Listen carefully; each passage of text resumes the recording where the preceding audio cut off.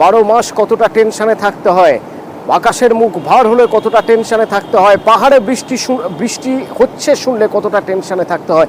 শুধু যে পাহাড়ে বৃষ্টি হচ্ছে সেই জল বয়ে আসছে বাঁধছে তিস্তা তা তো নয়, তারই পাশাপাশি জলপাইগুড়িতে নাগাড়ে বৃষ্টি হচ্ছে। আর এতেই গজলডোবা থেকে জল ছাড়া হয়েছে, যে জলে ফুলে ফেঁপে উঠেছে চারপাশ, করোনা নদী এবং তিস্তার চতুর্দিক ফুলে ফেঁপে উঠেছে। যে কোনো মুহূর্তে অঘটন ঘটতে পারে যদি ব্যবস্থা না নেওয়া হয়। কিন্তু কিভাবে ব্যবস্থা নেওয়া হবে, বাঁধের কি অবস্থা? শান্তনু প্রতিনিধি আমার সঙ্গে সরাসরি রয়েছেন। শান্তনু, দেখো, তিস্তা এই বছর কিন্তু খুবই স্পর্শকাতর, বিশেষ করে সেচ দপ্তরের কাছে। কারণ গত বছর অক্টোবর মাসে যে ভয়াবহ বন্যা হয়েছিল তিস্তায়, তাতে তিস্তা নদীর পরিস্তর কিন্তু অনেকটাই বেড়ে গেছে। বিভিন্ন জায়গায় রিভারবেড উঁচু হওয়ার ফলেই কিন্তু সেচ দপ্তর আশঙ্কা প্রকাশ করেছে যদি ভারী বৃষ্টি হয় পাহাড়ে এবং সমতলে, তাহলে নদী কোন দিকে বইবে সেই নিয়ে কিন্তু কোনো রকম নিশ্চিত হতে পারছেন না তারা। সেই কারণে বর্ষার থেকে শুরুর থেকেই কিন্তু নজর ছিল সেচ দপ্তরের তিস্তার উপর। দেখা যাচ্ছে গত কয়েকদিন স্বাভাবিক পরিস্থিতি থাকলেও আজকে সকাল থেকে কিন্তু রীতিমতন ফুলে ফেপে উঠেছে তিস্তা নদী। তার অন্যতম কারণ সিকিম পাহাড়ে ভারী বৃষ্টিপাত এবং ব্যারেজ দফায় এখনো পর্যন্ত প্রায় 7,000 কিউমেক জল ছাড়া হয়েছে তিস্তা নদীতে। তার ফলেই কিন্তু তিস্তা নদী দুকুল ছাপিয়ে উঠেছে, ফুলে ফেপে উঠেছে নদী। আর তাতে আশঙ্কা তৈরি হয়েছে নদী পাড়ের বাসিন্দাদের মধ্যে। কারণ বাদাম চাষ রয়েছে বিভিন্ন জমিতে, সেই জমিগুলো নিয়ে কিন্তু উদ্বিগ্ন এলাকার বাসিন্দারা। কারণ জমি ইতিমধ্যেই 50 নদীর জল বিপদসীমা প্রায় ছুঁই অবস্থা। এই অবস্থায় দাঁড়িয়ে যারা বাদাম বা ভুট্টা চাষ করেছিল তারা জমি থেকে বাদাম বা ভুট্টা সরিয়ে আনার ব্যাপারেও কিন্তু উদ্বিগ্ন। কতটা তারা ফসল তুলে আনতে পারবেন সেই নিয়ে আশঙ্কা তৈরি হয়েছে। কারণ গত 24 ঘন্টা 16 মিলিমিটার বৃষ্টি হয়েছে জলপাইগুড়িতে। আগামী 24 ঘন্টা আরো ভারী বৃষ্টিপাতের পূর্বাভাস দিয়েছে। সেই আশঙ্কা কিন্তু উড়িয়ে দেওয়া যাচ্ছে না। সেচ দপ্তরের উত্তর পূর্ব বিভাগের কন্ট্রোল রুম থেকে নদী পরিস্থিতি এবং আবহাওয়া পরিস্থিতির উপর নিয়ন্ত্রণ পারে মানুষজন উদ্বিগ্ন, আশঙ্কিত। যে কোনো বিপদ আসতে পারে সেই আশঙ্কা থেকে প্রশাসন সতর্ক রয়েছে।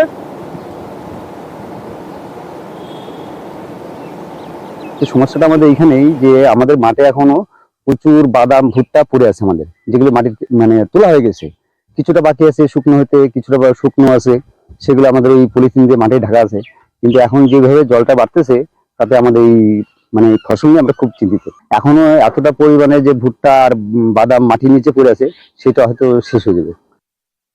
আমরা গ্রামের সকলকে বলে দিচ্ছি যাতে গরু বাছুর আছে সবাই যাতে এখানে গিয়ে বাদাম টাদাম আছে সবাই গ্রামকে সকলকে আমরা বলে দিয়েছি। নদীর জল বাড়ছে তাহলে তো বন্যার আশঙ্কা তৈরি হচ্ছে। হ্যাঁ, বন্যার আশঙ্কা তৈরি হচ্ছে, কিন্তু সকলকে বলছি যাতে না যায়, নদীতে না যায়। নদীতে, হ্যাঁ, নদীতে যাতে না যায় তার জন্যই প্রচার করছেন আপনারা? হ্যাঁ, প্রচার করেছি সকাল থেকে।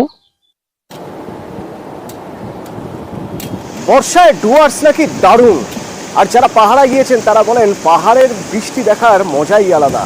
কিন্তু এই যদি অবস্থা হয় পর্যটকরা যাবেন কি? পর্যটক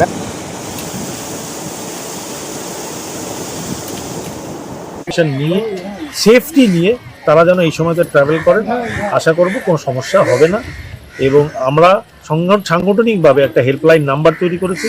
সেই হেল্পলাইন নাম্বারকে সবাইকে অনুরোধ করবো কারো যদি কোনো সমস্যা হয় যোগাযোগ করার জন্য।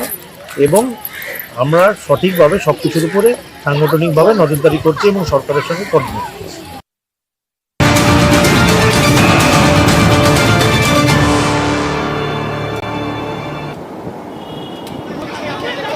সরাসরি বিকাশ ভবনের সামনে ছবি দেখছে যে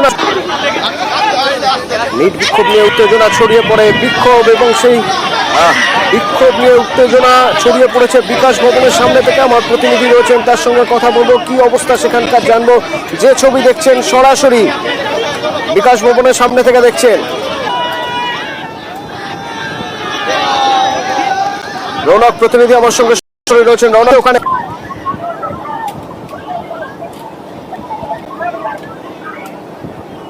সরকারি টালবাহানার বিরুদ্ধে আজ যে বিক্ষোভ ছিল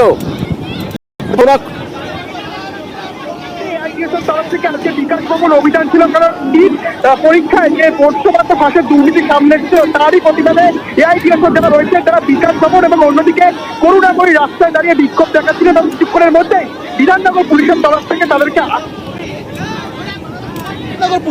থেকে তাদেরকে আটক করা হয় এবং আটক করে বিধাননগর থানার উদ্দেশ্যে নিয়ে যাওয়া হচ্ছে। এবং ইতিমধ্যেই অন্যদিকে সুপ্রিম কোর্টের যে রায়, অর্থাৎ 1563 জন নেট পরীক্ষার্থীর পুনরায় পরীক্ষায় বসতে হবে অথবা গ্রেস মার্কস তাদের ছেড়ে দিতে হবে। এই রায়ের পরও কিন্তু এআইডিসির তরফ থেকে তারা বিক্ষোভ দেখায় এবং বিকাশ ভবনের সামনে তারা জড়ো হয়ে বিক্ষোভ দেখাচ্ছিলেন। কিছুক্ষণের মধ্যেই বিধাননগর পুলিশ তাদের আসেন এবং আটক করে তাদের বিধাননগর থানার উদ্দেশ্যে নিয়ে যাওয়া হচ্ছিল।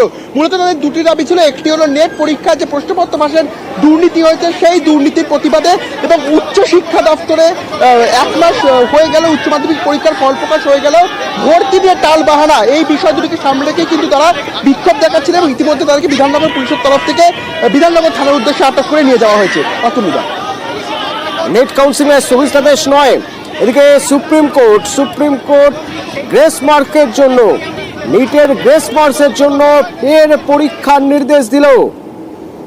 নিটের 1563 জনকে গ্রেস মার্কস 23শে জুন ফের তাদের পরীক্ষা নিতে নির্দেশ দিল সুপ্রিম কোর্ট, এবং সেক্ষেত্রে 6ই জুলাই নিটের কাউন্সেলিং।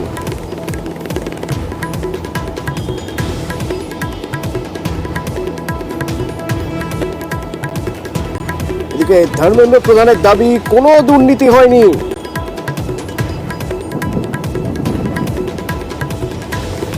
देखिए, एक तो मैं आपको स्पष्ट करूं, देयर इज नो करप्शन। ये जो एक वातावरण बनाई जा रही है कि बहुत बड़ा एनामुलिज हुई है, अभी जो मसला जो सुप्रीम कोर्ट के सामने आज भी चल रहा है, सरकार ने अपना पक्ष रखा है उसमें, ये लगभग 1550 स्टूडेंट की है। स्पेसिफिक घटना जो आए हैं उसको सरकार गंभीरता से लिया है। एकेडमिशियंस की कमेटी बनी है, उन्होंने कुछ रिकमेंडेशन किया है।